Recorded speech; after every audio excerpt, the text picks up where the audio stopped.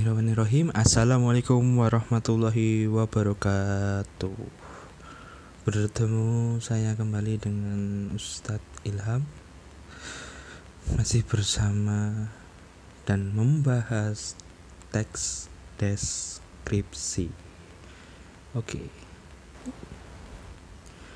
Yang pertama, struktur teks deskripsi.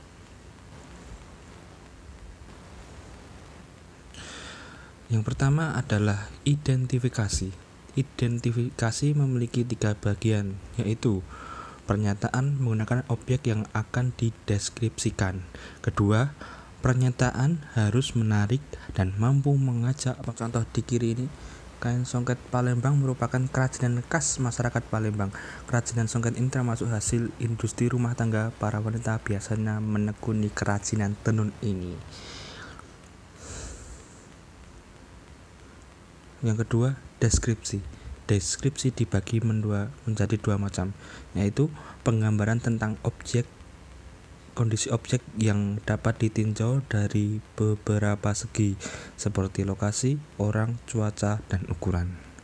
Yang kedua, penggunaan kata sifat yang berfungsi menggambarkan atau mengilustrasikan kondisi objek. Oke, seperti contoh berikut.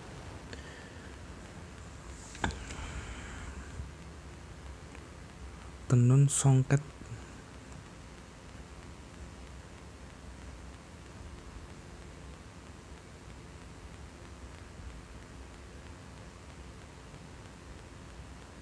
Selanjutnya, kebahasaan dalam teks deskripsi. Kebahasaan dalam teks deskripsi dibagi menjadi 5 macam. Yang pertama, ejaan. Yang kedua, tanda baca. Yang ketiga, pilihan kata. Yang keempat, tata kalimat. Yang kelima, kepaduan paragraf. Oke, yang pertama adalah ejaan. Ejaan. Ejaan terdiri dari beberapa unsur. Yang pertama yaitu huruf kapital dipakai sebagai huruf awal kalimat. Misalnya, dia membaca buku. Huruf D yaitu huruf awal kalimat harus menggunakan huruf kapital. Yang kedua, huruf kapital dipakai sebagai huruf pertama unsur nama orang, termasuk julukan. Misalnya seperti Hasanuddin. Hasanuddin, H dan N harus menggunakan kapital besar. Yang kedua, jenderal lapangan, J dan L harus menggunakan huruf kapital. Yang ketiga, huruf kapital dipakai pada awal kalimat dalam pemetikan langsung. Misalnya, adik bertanya, kapan kita pulang? Nah, huruf K setelah tanda petik harus menggunakan huruf kapital besar. Yang keempat, huruf kapital sebagai huruf pertama setiap kata agama, kitab suci, dan Tuhan. Kata Tuhan, T-nya harus berkapital besar, termasuk sebutan dari kata ganti Tuhan, misalnya Islam, Al-Quran, hambanya. Hambanya ini termasuknya mengandung unsur dari Tuhan, maka N dari hambanya harus menggunakan huruf kapital besar. Yang kelima, huruf kapital dipakai sebagai huruf pertama gelar kehormatan, keturunan, keagamaan, atau akademik yang diikuti nama orang, termasuk sapaan. Misalnya, Sultan Syahir. Kata S dalam Sultan dan Syahir harus menggunakan huruf kapital besar karena Sultan merupakan gelar kehormatan. Yang kedua, Nabi Ismail. Nabi Ismail, N dan I harus menggunakan huruf kapital besar karena merupakan huruf dari unsur keagamaan, seperti Nabi Ismail, Nabi Yakub, Nabi Sulaiman harus menggunakan huruf kapital dalam setiap awal penulisannya. Yang keenam, huruf kapital dipakai sebagai huruf pertama unsur nama jabatan dan pangkat yang diikuti nama orang atau yang dipakai sebagai pengganti nama orang tertentu, nama instansi atau nama tempat. Misalnya, Laksana Muda Sastra Negara. Dalam huruf L dan M dan U harus menggunakan kapital besar karena menggunakan nama jabatan. Seperti Sekretaris Jenderal Kementerian Pendidikan dan Kebudayaan. SJKPK harus menggunakan kapital besar karena diikuti sebagai pengganti nama orang. Tetapi dalam ini D dalam dan tidak menggunakan kapital karena merupakan kalimat atau kata sambung.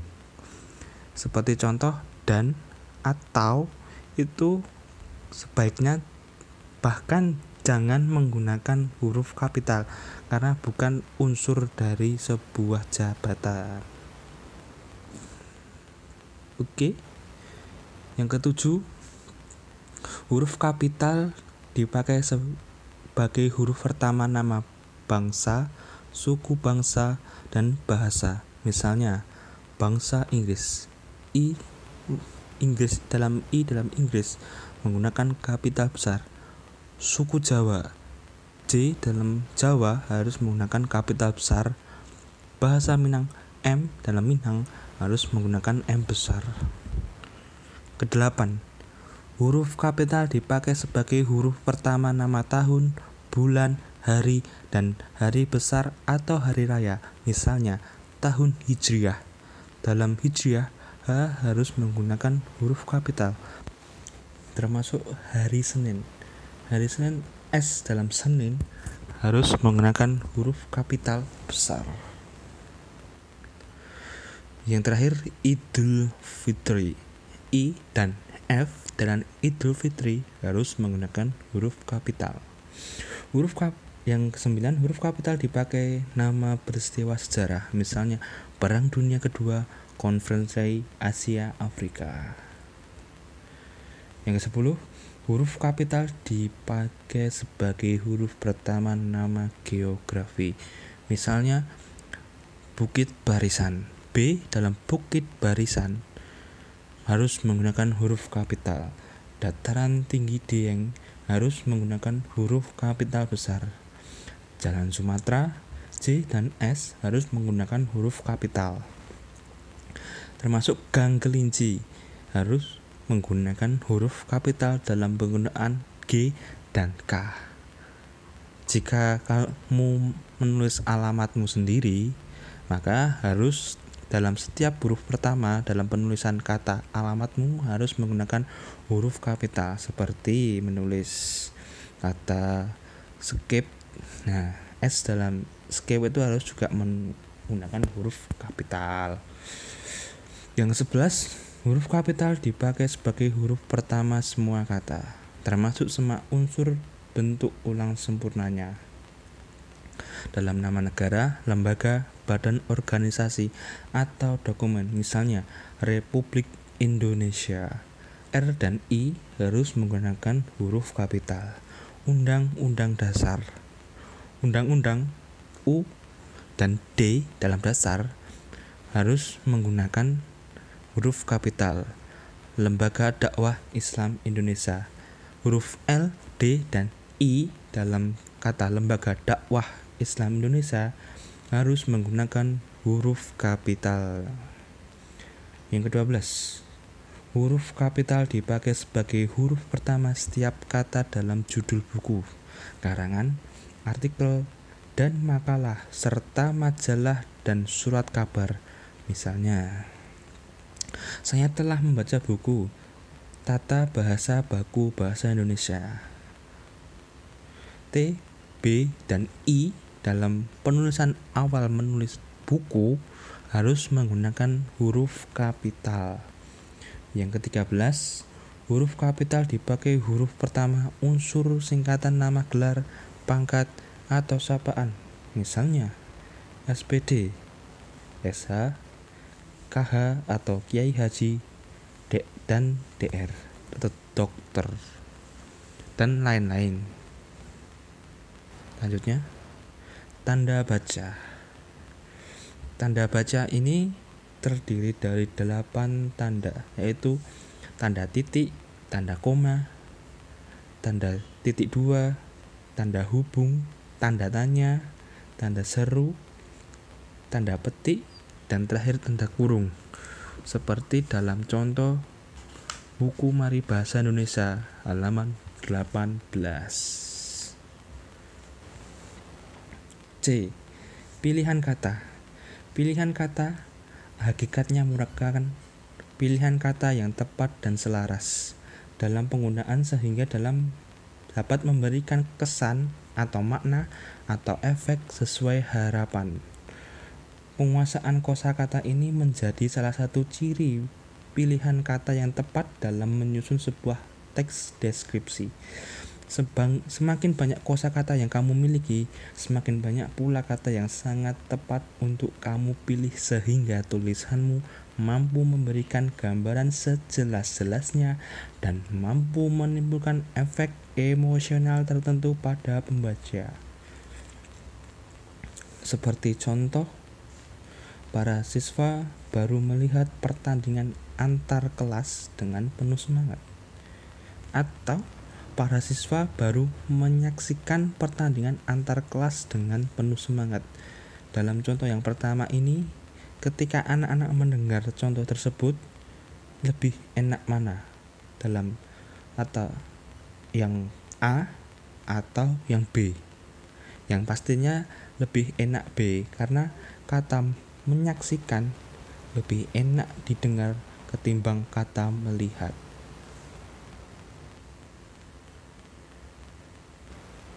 Yang keempat atau D, tata kalimat. Salah satu ciri tata kalimat yang baik ditandai dengan penggunaan kalimat efektif. Kalimat efektif merupakan kalimat yang memiliki kemampuan untuk menimbulkan kalimat kembali gagasan pada pikiran pendengar atau pembaca seperti apa yang ada dalam pemikiran pembaca atau penulis. Seperti contoh, kalimat tidak efektif. Bagi siswa yang kehilangan buku catatan bahasa Indonesia, dimohon menghubungi petugas perpus. Kalimat efektif, siswa yang kehilangan buku catatan bahasa Indonesia dimohon menghubungi petugas perpus. Dalam contoh yang pertama,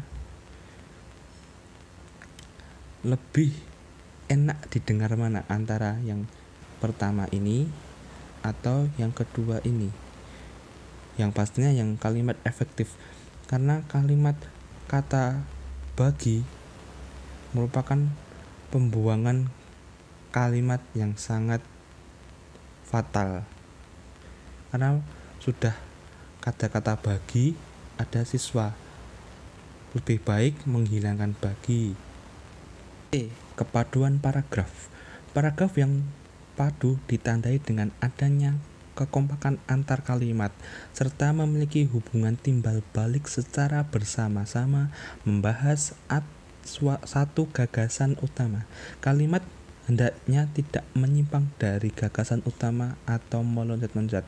Seperti pertemuan yang kemarin, jika membuat kalimat harus runtut sesuai teks deskripsi. Seperti kamu yang pertama, ketika ke kebun binatang, kamu pertama pasti akan membeli tiket, kedua akan melihat, yang ketiga akan pulang. Nah, jika dalam teks deskripsi ke kebun binatang tidak runtut, seperti contohnya, aku ke kebun binatang, setelah ke kebun binatang aku membeli tiket dan pulang. Nah, itu sangat tidak padu paragrafnya. Yang selanjutnya, menyajikan teks deskripsi. Menyajikan teks deskripsi atau membuat teks deskripsi. Yang pertama, harus menentukan atau memilih objek. Yang kedua, enter, menetapkan tujuan deskripsi. Yang ketiga, pengumpulan data. Yang keempat, membuat kerangka tulisan. Yang ketiga, mengembangkan kerangka tulisan. Maaf, di sini ada kesalahan tulisan.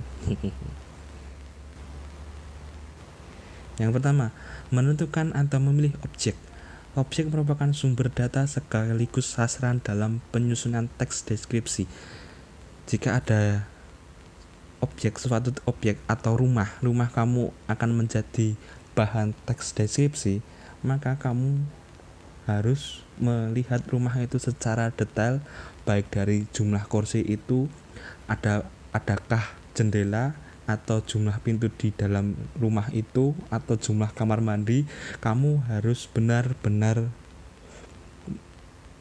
melihatnya langsung. Kedua, menetapkan tujuan deskripsi. Tujuan utama teks deskripsi adalah memberikan gambaran sebuah objek sejelas-jelasnya kepada pembaca. Ketiga, mengumpulkan data. Untuk mencapai tujuan yang telah ditetapkan, penulis perlu mencari data sesuai dengan objek yang akan dideskripsikannya. Ya, seperti tadi, jika kamu ingin mendeskripsikan rumahmu, kamu harus benar-benar paham rumahmu itu. Seperti rumahmu memiliki kamar berapa, apa ada pintu, apa ada jendela, atau tidak ada namanya kamar mandi ya. Itu kamu harus benar-benar pahami sebelum menulis teks deskripsi. Membuat kerangka tulisan. Kerangka tulisan merupakan garis besar yang akan dituangkan dalam sebuah tulisan. Dalam membuat kerangka tulisan ini, kamu harus menyimpulkan poin-poin tadi. Setelah kamu menyimpulkan poin-poin tadi, setelah kamu mengambil data seperti jumlah pintu berapa, atau jumlah meja berapa, bentuk rumahmu seperti apa, rumahmu menghadap kemana. Setelah itu kamu membuat poin pertama kamu akan membahas tentang apa dulu. Seperti kalau kamu ingin membahas rumahmu, yang pertama yang kamu bahas tentang masalah jendela. Ya udah, dalam paragraf pertama kamu ingin membahas sebuah dalam jendela itu. Yang selanjutnya itu sesuai dengan keinginanmu. Mengembangkan kerangka tulisan. Langkah yang tidak kalah penting dalam menulis teks deskripsi adalah mengembangkan kerangka menjadi tulisan yang utuh dan lengkap.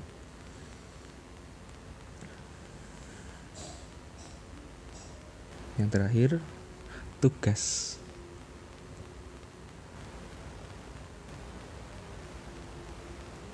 Yang pertama, presensi online sesuai link di deskripsi. Yang kedua, foto dan tulis teks deskripsi. Foto keadaan rumah kalian, lalu tulislah teks deskripsi sesuai dengan keadaan rumah kalian. Yang ketiga, pengumpulan tugas. Foto rumah kalian dan tugas dikirim melalui upload IG dan tag @bindobututska. Jadi ketika kamu mengumpulkan tugas, foto rumah kalian beserta hasil teks deskripsimu difoto, diupload di Instagram, lalu di tag @bindobututska.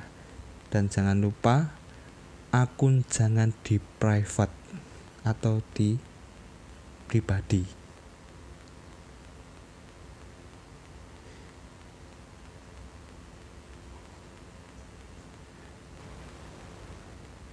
Oke. Alhamdulillah, jazakumullahu khaira. Mohon maaf jika Bapak memiliki salah atau kurang nyaman dalam pengajaran kali ini. Bapak mohon maaf yang sebesar-besarnya. Alhamdulillah, jazakumullahu khaira. Wassalamualaikum warahmatullahi wabarakatuh.